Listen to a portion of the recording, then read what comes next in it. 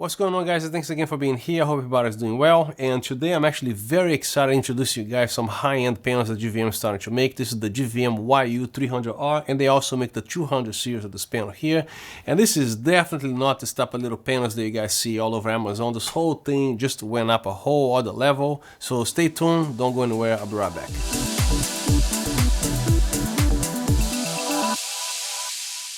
And the usual disclaimer, GVM sent me this panel for me to test it out. I don't get paid to say anything here, and this video is not sponsored by GVM. All my words and opinions, they are my own. And with the panel technical specifications, I'm just going to leave the chart here on the screen, so you're welcome to pause the video to look through the stuff that interests you the most. This is a pretty considerable investment, so to protect the light, this light comes with a beautiful case. The case is like huge, everything is like laser cut inside, everything in its place, everything is separate. Inside the case, you're going to be finding the light itself, and also an XLR cable for connecting to the DMX here, and also the power cord connector, also the menu, and also a pair of keys to lock the case, and also a little hook, metal hook that attaches here somewhere, which I'm not going to use. This is a hard case, even though I'm a big fan of softer cases. For what I do, a soft case will do fine, but they actually provide a full-size heavy-duty case that protects the light very well. But if you plan to air travel with this case, that's not going to happen, even though it's a heavy-duty hard case, because they actually even can manage to break a Pelican case. It happened to me once on the air travel, so from now on I actually UPS and FedEx everything if I'm actually shooting cross-country.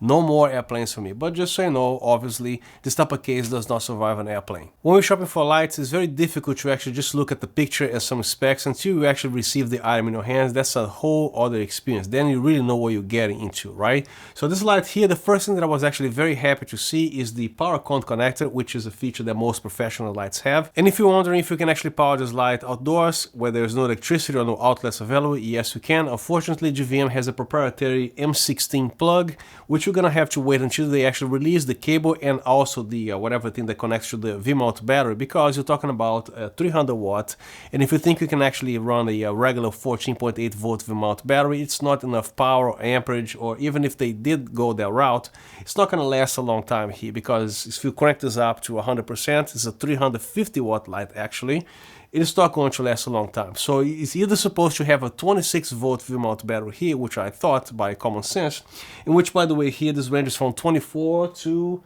33 volts, exactly what I thought. So either is a 26 volt V-mount battery, or they have to come up with some kind of a converter, which actually exists in the market. Nanlite makes a 26 V-mount converter when you actually plug in a regular 14.8 volt battery. But let's wait again until they actually release their own thing, because you don't want to damage anything here. As long as you respect between 24 to 33 volts, it should be okay. By the way, I actually borrowed this from a GVM S300S, one of the new GVM lights that they make. And this is actually exactly 32 volts, 9.5 amps. And guess what? The same M16 plug right here. So you can also unplug the power cord cable here and also connect via DC to the outlet in case your cable broke, or if you actually happen to have one of these things here, in case we actually have happen to have a GVM S300S, and you can also go this route as well. But the bottom line is, yes, you can actually power this light in the field where there's no outlets available. At the bottom of the light, you're going to find your power switch, a power cord AC plug, a DC plug, and also a DMX in and out, which also supports 16-bit. At a $1,400 price range, I believe this light should give you everything that you need, especially if you're doing some serious works, like taking this light on a paid job in front of a client. You're most likely going to use the CCT or the RGB primarily. Of course, these lights also come with the effects and everything else, the app and all, but what matters to me is how accurate and how bright this light is, especially for being a 300 watt. If I actually need a little boost, if this light is actually going to do the job for me, this is the only thing that really matters to me primarily.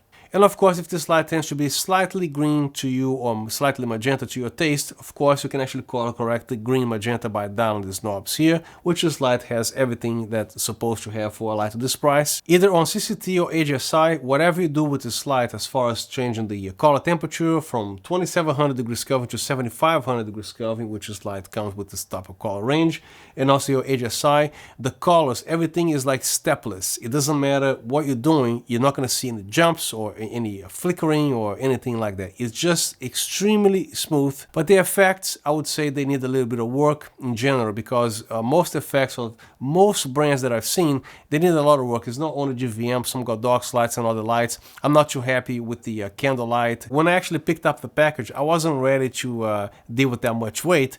I don't know what they put in here, but this thing is extremely massively heavy. And you can see my arm muscle right here. I'm not joking, this thing is super heavy. It's almost uncomfortable, but I like it, especially a light that costs $1,400. This thing better have some weight on it. This is actually heavier than some of the 2x1 panels that I have. And again, it's the same weight and dimensions as the Apple II Nova. And also the yoke here, everything is built up to par with the sustaining the weight of the light. This yoke here is very solid. The construction of this light is a combination of plastic and metal. On top and bottom, you're gonna find everything made of metal. The handle is made of plastic, and the yoke, of course, is made of solid metal. But what I really like about this particular material here, when you touch this thing, it feels like a rubberized material of some sort. But I think the plastic material this is made of, this is a very high density plastic. It's called technopolymer plastic, similar to the Lupo movie light is made of. So this is actually a very resistant material. But this thing here, as far as looks goes, is absolutely gorgeous, this thing here. I'm actually really liking this light here for what it does and for what it looks like as well, both. And I almost forgot, this whole thing here is made of metal, including this black plastic right here. And a tiny observation that I noticed here is actually written Mun, what is supposed to be menu, so it's actually a typo on the actual printed side of the light, because if it was a menu inside, firmware update would take care of that, but you would either have to make another plate to actually fix that problem. So it's a little bit on a severe oops, but it says Mun instead of menu.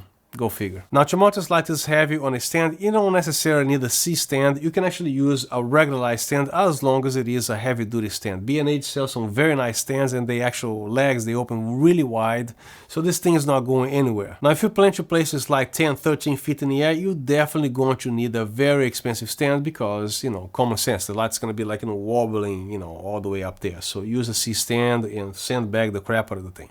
And the other thing that you guys want to know, of course, is the fan noise. This is a 300 watts. It's going to come with a fan whether you like it or not. I've never seen a 300 watt light that's fanless. And this is a condenser microphone, about 35-degree of pickup pattern. It's pointing directly at me at the light. 11 inches from my mouth, 19 inches from the light. And the fan is actually set into the quietest, which is the auto right now. So I'm going to give you guys a few seconds of silence so you guys can hear what's going on.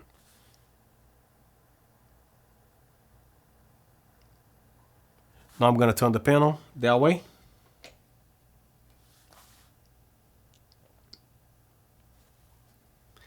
And this is a fan noise. So I'm going to show you guys the highest setting.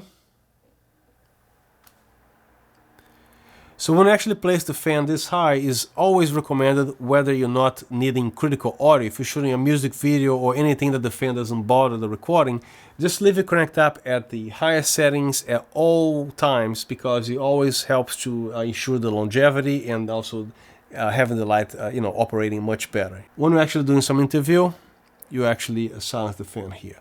Some lights, I understand that they actually have the ability to cut off the fan. I don't know why they didn't do this here, to limit the light to probably 30%, but I actually wrote in a message twice to suggest to actually have the ability to kill the fan and limit the light to whatever the engineers think is okay, like 25%, 30% for a little interview set like this here. But here's the thing with fan noise. When you're actually buying lights 300 watts, 600 watts, especially 600 watts, I don't think you're going to be caring about fan noise, because the distance this light is going to be in. And to shoot an interview, same thing, this light's going to be probably 20 feet away. Why would you need a 300 watt light, especially blast to 100% on an interview set this way here? You know, it doesn't really make a lot of sense. You want to be using like a 100 watt light, 150, maybe a 80, even a 60 watt light should take care of it.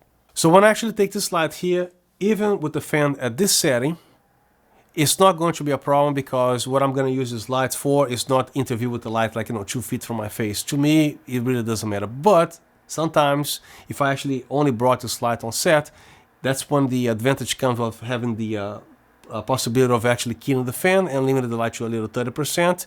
That's also useful. But generally speaking, the fan noise and this light should not bother you. So right now I have the light placed in front of me as a proper interview set, having the light about 4 feet from me. And I'm actually going to be turning on the light. Here's the fan kicking in. and I'm actually speaking, you shouldn't hear anything that's actually enough to even bother the interview set. And I'm also going to be quiet here for a few seconds to show you guys again how the fan sounds like at this particular scenario.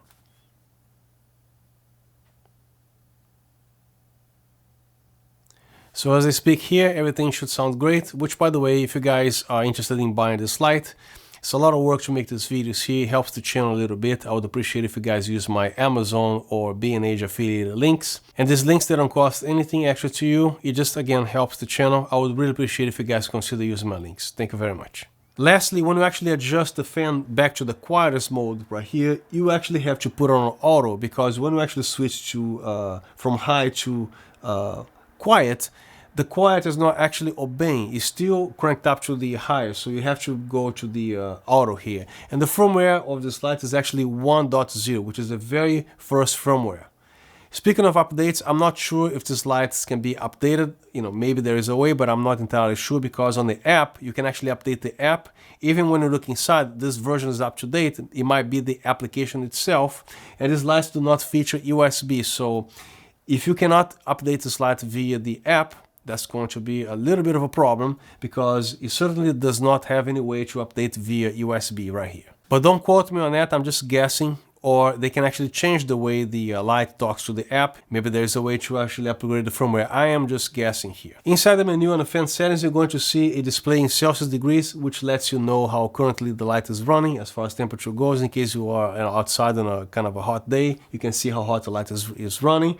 And the fan on auto here, I would assume that the fan is going to be rotating at this RPM, and then when you actually blast the light to 100% and let some heat building up, the fan should be actually switched to a higher RPM, but actually let this light run for about, I don't know, half an hour, and the fan was still running this way here. It didn't do this, like this here.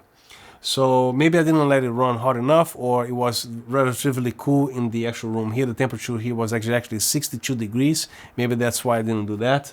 But, you know, I didn't fully test to see how this fan is going to actually behave, but it should actually crank it up when the fan needs to be at a higher RPM. And this is the front display. You cannot see the LEDs. This provides a beautiful soft light. Whatever setting or brightness settings here, you cannot see the LEDs. And as you can see, the panel is actually yellow because it's set to 2700 degrees Kelvin right now. And it's actually set to 0.1%. Yes, this light not only goes to 1% increments, it goes from 0.1% increments, and the Kelvin degree is 100 Kelvin increments. And the front panel here comes with one of my favorite designs, which is the drop-down system. So whether you want to use a grid or a soft box, guess what? It's not actually making that mess of, like, you know, belts and tightening everything here. Everything is very clean, and everything slides down this way here. It locks in place, and then to unlock, you just press the step down, and then you just, you know, lift the whole thing up. Everything is gone. And I currently don't have these accessories here. I don't think there's even a way to find right now anywhere to even buy this thing, because this light is actually too new. But these products should be coming soon, and I wish I had them here to demonstrate to you. But just so you know, you can actually have a metal grid or a soft box with a grid. Everything drops down here. Beautiful. Which means you're going to have absolute control of this light, because this is a 180-degree beam. So when you actually crank up the light, you're actually having 180-degree of light spill. So you're definitely going to need a soft box with a grid, or the grid itself here. Definitely need it if you don't want to spill any light on the background or any other thing. Or you have to have a flag here of some sort. But it's nice to have the actual grid here. So about this light, for what it does, I do consider this a true professional panel, and I'm going to tell you what I like and what I don't like about this light. So what I like about this light, this panel is actually gorgeous, it's very robust, and actually the colors are very accurate. I don't even need to actually tone in anything. Green, magenta is super bright, and the construction of this light is amazing. Now I'm going to tell you what I don't like about this panel. I'm going to start with the actual hardware of the light. GVM needs to stop making this, including this knob, especially for a light of this price. I would expect them to make something more robust, and also with a ratchet system, which you can actually pull it out and adjust to any position that you like. And this light, sometimes I find that I actually have to adjust here to confirm if it is tightened or not every, like, you know, hour or so, because sometimes it actually comes a slightly loose like this, and then you have to keep like tightening and everything. So this to me I don't like. And also they need to stop including the same exact little plasticky little thing that to attach and tighten the light, which you can see I actually modified. I put a 2-mirror ratchet system here, which you can also adjust the position in case this gets in the way, or when you tighten the light here, you can actually, you know, do this here to whatever position that you like. But the knob that comes with this light, it stops where it is and you cannot change it like this here. This I don't like. Now in order for you to actually install this knob here, the screw is actually rather too long, so it's gonna be stopping here for about a good 1/4 inch or longer. So you're going to have to do two things. You're gonna need to purchase a spacer, which is made of nylon, which you can actually find at Lowe's or Home Depot. And it's like, you know, pennies, but you have to have that space here. But when you actually put this light back in the box, it's gonna protrude about that much out. It's gonna be touching the foam of the case, which is difficult to put the light in there. So I actually cut the screw here. I don't recommend you to do this because if you don't know what you're doing, you're gonna be wrecking everything. But this is what I did here. So I no longer need to put that little spacer right there. I have so many lights that I don't even know what to do with them. It's like a menu in a restaurant. You don't know what you're gonna order. You know, the options like, you know, endless. I can actually have in a flash to open a store here. But this panel, I actually fell in love with this thing. It does everything that I need and it's super bright, very accurate, and is beautiful also, you know, to look at as well. So I really like this panel. And of course, as far as the app goes, the Aperture Solidus Link is one of the top apps out there. But the GVM II, the application that works with the slide here, I think is a great app because it doesn't freeze, it doesn't crash, it just works. Every single time that I open the app, the thing works. But as they mature with the application, they're gonna be inserting more features there and actually improving everything else. But if that's all you need, which is what I need only, is a good CCT and a good HSI, everything else I care less. And this light provides me both. One thing that I love about this panel is because of the weight, is the inertia. When you actually rotate this, it feels so great to actually turn, because even if you try to stop it, the panel keeps going, right? Because of the inertia. But on the yoke here, this areas, everything that you adjust here, it feels like any other professional panel. So when you actually adjust the light, all you have to do is to tighten just a little bit and it will stay. And also these cables here, they're not going to get in the way. As you can see, if you need to tilt this panel this way, all you have to do is to help the cable a little bit and the whole thing passes through here. No problem.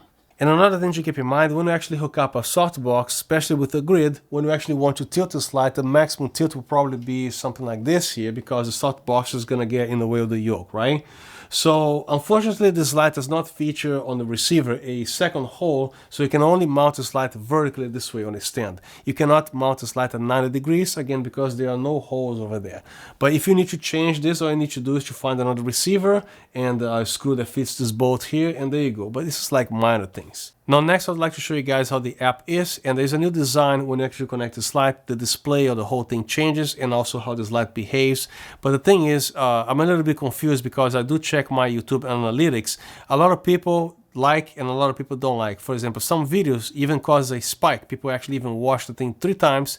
And the other videos, there's a dip that people actually skip the whole thing. So I don't know what to do, but I'm gonna show you guys here. If you don't want to watch this part, you can actually skip to the next chapter, because this video is chapter indexed. If you have 2 or more of the slides, if you want to control via master slave, they don't do the master slave thing as a menu button here option anymore. Everything is controlled through the app. So the app is open on the main interface with the slide. I'm not going to be wasting time here showing you guys how to connect the light, because it just connects. You just make sure your Bluetooth is on and the light is going to connect. That's simple. So on CCT, you can actually adjust the brightness from 0 to 100%, but in 0.1% increments. And there's a plus and minus buttons here, which is very convenient because you can actually precisely dial here 1.1, 1.2 and such. And of course, you can actually control the green magenta settings, and the plus and minus button is going to let you adjust in minute detail. And over here you have the presets on the middle of the screen: 3200, 4300 and 5600. And on the bottom here with the dimming curve, you have the linear, exponential, logarithm and S-curve. And then next we have your RGB, which everybody knows what that is: saturation to the maximum, saturation to the minimum, and the brightness on the bottom. Next one is going to be the HSI, which is the same exact thing, other than it is slightly different. There's a little circle here, but it does the same exact thing. And the gel, you have the Lee and also Roscoe gels, all the colors here. Then next we have the source matching, which you can actually vary from tungsten all the way to the CFL cool white on the bottom. So each one has a particular color temperature. You can actually adjust the green magenta as well, the intensity, and the CCT range. The next one will be the effects, and you just tap this button, it turns them on. For example, the cop car on the actual light, the rate is not controllable here. You have to actually control it right here with the rate. If you want it faster, I usually prefer the rate 9, which the effects run this fast. Or you can actually go super fast like this here. And of course the intensity. Now the effects on the actual lightning, this is actually very good. When you press the trigger, it only happens once, which is great. So you're filming, the light is not going to repeat this here when you don't need to. The light's not going to do anything until you come back here and press the trigger. This is actually great. When you press start, it keeps looping, right? It keeps doing this here. But when you press the trigger, it only happens once. I think this is actually worth showing you guys because this is something that you guys probably want to be using a lot. Now just one more effect, the candlelight, because I believe this actually can be useful to a lot of movie scenes. So you can actually adjust from 2700 degrees Kelvin, which is great, but you know, to a very cool file of 7500 degrees Kelvin, maybe somewhere in the across the universe. But what I don't like is the actual rate or the way it behaves. As you can see here, even on the slowest, all it does is this. It's like breathing like this, right? So a candlelight effect should actually oscillate with waves like this, right? But this is not the case here. And the rate, even at 5 or 6, it does the same thing. It's just a faster pulsing, but this is nowhere near a candlelight. Everything else here is decent, such as the bed bulb, the TV, the pulsing, the party, explosion. Everything is cool. The candlelight is the one that really needs improvement. And also over here on the color picker, you choose whatever color that you want. For example, let's pick up the purple right there.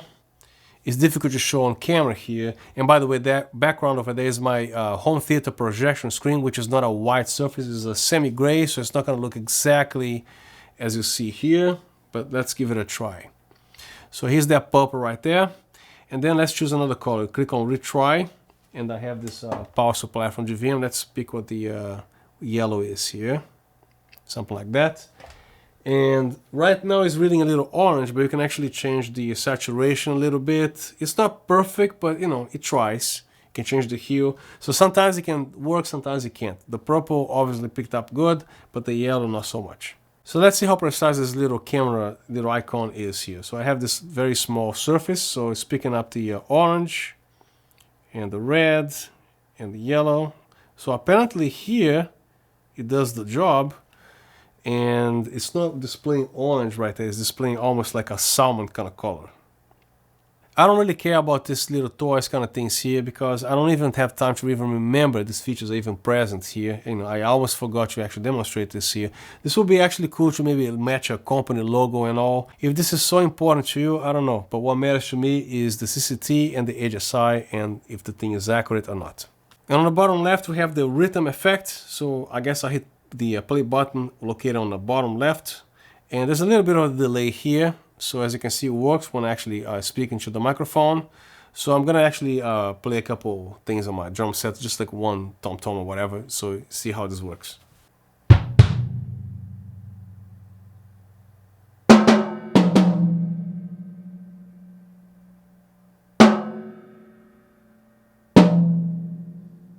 So as you can see, it's not that responsive, so you can also import music. For example, on the music here, you can actually choose to please import audio, and then hit the plus here. You can actually import from all these folders or whatever. And the custom effects, I actually have my VPN on. Maybe that's why nothing is loading here. I have also tried to go to Japan or Malaysia or anywhere in Asia. It looks like it's not going to be supplying this information to me here. But the overall look of the app is here. At least the most important things about the app, what it has to offer. So that's pretty much it about the app, and I hope that was useful. Here's the back of the light. You can actually adjust the brightness from 0.1% to 1% all the way to 100%, and very quickly.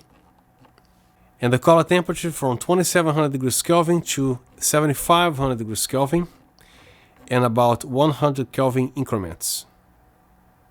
And here's the green magenta shift, which you can actually adjust by 1 decimal, as you can see, all the way to 5, and all the way up to plus magenta. Press the mode button, takes you to the HSI, which you control the actual brightness using this knob, same exact knob. And this knob controls the hue. As you can see, the colors are stepless. Everything is extremely smooth. And this knob adjusts the saturation. Press the mode button again. Press this knob, then you actually have access to the gels. If you want a Roscoe, rotate the knob and you have the Roscoe or the Lee. Press the button once again, you can actually access the gels right here. Go back to the Roscoe, press it in. These are the Roscoe gels right there. Press it once, you're out of there. Next button is the RGB. So this controls each individual color, which is self-explanatory. The source matching, press the knob again here. You have the option to do tungsten or HMI 5600 and all these things here. Studio lamps and all. Sodium lamp, halogen, arc lamp, candle. To exit here, press this knob once. Press the mode button. It's going to take you to the white effect. To select the effects, you just rotate this knob. And then to access what's on the bottom here, press this knob once and then you control the intensity. This knob is going to control the color temperature or whatever is saying here in the middle of this box, depending on the effect, and also the rate. Press this button again, go back to the effect and then select some other effect. This is the white effects. Press the mode once again, it takes you to the color effects. Right now you're actually selecting the effects on the top. Let's say cop car, press this knob here, now you can actually adjust the intensity. However, the rate is only accessible through the app. Press the button again, you can choose another effect, party mode. Press the button again, you can actually control the intensity here, the saturation, and also the rate. Press the mode button again, it takes you back to the CCT mode. Now this button here, when you press, nothing happens. It's just power it on or power off the light. Here's the menu, which right now it says Mune, unfortunately. To access the menu, press the menu button, which we have the DMX setup, which is the address and the bit mode. Press back to go back to the previous one. Then we have the dimmer curve. Press this button. Here's your settings. Press back. Next you have the light frequency. I wouldn't mess with it because it can cause flickering. So you can actually choose 25 Hz all the way to 15. Normally leave it at 25 Hz. Press the back button. Next one will be the Bluetooth reset. You can actually reset the Bluetooth in case your app is not actually seeing the light or whatever. And then you select by going here. I'm going to select no. And then you press the button. Nothing happens. Now the fan mode, press this knob. You have auto, high, and quiet. You notice that it's either high or quiet. So if you set to high, you go back to the quiet here, nothing happens, even if you press the button. So you have to go to the auto and then the fan slows down, or the high, the fan is going to actually speed up. I'm going to leave it set to auto. When I'm not recording interviews, I like to set it back to high. Press the back button. Next one will be the display setup. Press this knob here, you have brightness from 1 to 10. Sometimes I say button, sometimes I say knob, it is what it is. So you press this knob or button, and it's always on as default, or you can actually have it to display nothing here. After 10 seconds, everything's gonna go dark. This is a 300 watt light, why would you need something like this, right? Anyway, so always on to me. And next one will be the factory reset. Press this button here, be careful, so hit no, in my case, and then boom. That's the end of the menu. Press the back button, and you're out of there. That should conclude everything here as far as the back of the light goes. Right now I have the light set to 100%, and at the camera here I'm at f18, ISO 320, and at 120th of a second. And this is what it looks like when I'm in front of the light, about here. Looks like this. Right now there's nothing on the screen, and this is the level of diffusion this light provides with the panel itself without any secondary layer of diffusion. So the light is actually placed at 45 degrees towards my face. You can also add a little fill if you like, and even a little light in the background. So it looks like this here. So this panel offers almost 180 degrees of view. So right now I have the light 45 degrees on my face here. So right now I'm actually pointing towards the room right there. So I'm still being lit, and you go back here, looks like this. You turn the light the other way, it looks like that. The GVM YU300R is a 350 watt panel, or close to 350 watts, so I'm going to be doing a test using a kilowatt here, setting it to watts, so to show you guys what it does when you actually crank it up to 100% or all the way down to 1% or whatever. So this is what I'm going to be showing you guys here next. So here's a little power test. Right now it's currently displaying as volts. Let's switch to watts, and right now it says 00. As soon as you turn on the switch, about 8 watts of power consumption, just to put the fan on and everything. Right now the light is at 0%, and at 0.1% shows about close to 9 watts. At 1% it's about 9 watts. 10% is about 16.8 watts or something, and at 100% that's when you have 299 watts of power consumption, and that varies with the color temperature as well. As you can see, it's a slight variation, but it is close to 300 watts. Now when we switch to the RGB colors, this is actually very bright, and it's consuming over 300 watts of power, which is pretty impressive because usually the RGBs, they don't consume this much power here. And of course it varies on the variation of colors here. Some colors they consume more power, other colors they consume less power. Now the interesting thing is when you actually reduce the saturation, this is when the biggest power consumption comes to play. As you can see, is almost 340 watts here, and usually when any light is set to RGB towards the white, this is actually the largest power consumption. This is actually a common thing here, but just so you know if you didn't know. But if you're looking for a quick solution to power this light outside right now, all you have to do is to purchase any brand, any power generator, as long as it is a pure sine wave. Don't buy the modified squared wave, because those things are for, like, you know, those things that inflate pools or, you know, inflate tires and stuff. Delicate circuit boards like this, such as your phone, or lights like this, a Blu-ray player, TV, it requires pure sine wave power generator. So I actually have the actual cord from the light here, right? So I'm gonna actually power this light in front of you. So we're gonna connect the first one in here, goes this way, and plug the other end of the cable right here, and turn this thing on here, and power the light, and there you go.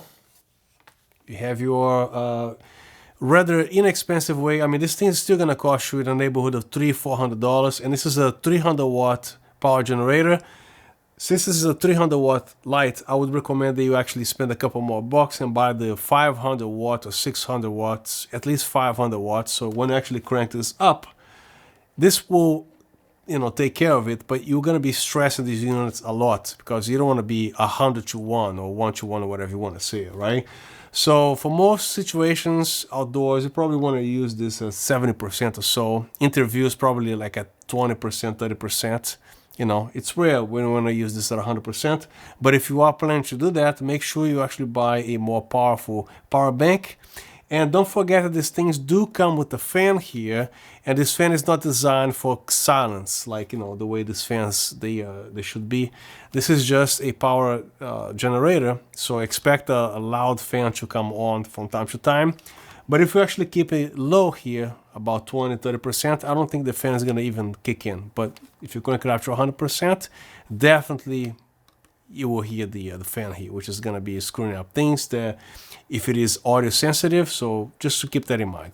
But this is another solution for you here, instead of spending money on 2 V-mount batteries plus the actual ballast that's going to regulate the 30-some voltage here, you know. So here's a solution for you. So technically speaking, with an actual 300 watt power generator, even though you should buy a bigger one, so this light is going to be running for about an hour at 100%, 300 watts with the 300 watts. If you actually run this light at 50%, you're going to run this light for 2 hours, and at 25%, you can actually run 4 hours with this particular power generator here. And that's the end of my review. I hope you found the content of this video useful, and if you have any questions, please feel free to drop them down in the comment section. I'll respond to everything that I see there. So once again, thank you very much for being here, and I'll see you next time.